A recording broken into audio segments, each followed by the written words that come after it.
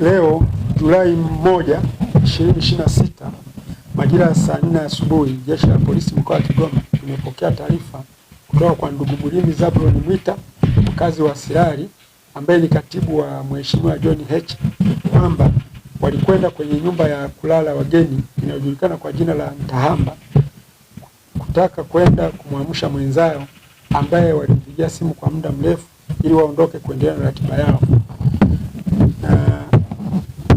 Baada ya askari polisi kupata taarifa hiyo, walifika katika nyumba hiyo ya kulala wageni wakiambatana na Mulimi Zablon Mwita na wafanyakazi wa nyumba hiyo ya kulala wageni, na walionyeshwa chumba ambacho inadaiwa alikuwa amelala huyo mwenzao ambaye walimtaja kwa jina la Swezi Dani Maradufu.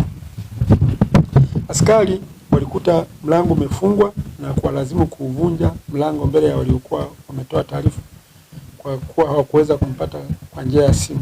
Baada ya mlango kuvunjwa, walimkuta Swezi Dani Maradufu akiwa amelala chini kifudifudi. Uchunguzi wa awali, kwenye chumba alichokuwa amelala kumepatikana dawa za binadamu ambazo ni vidonge vya aina mbalimbali.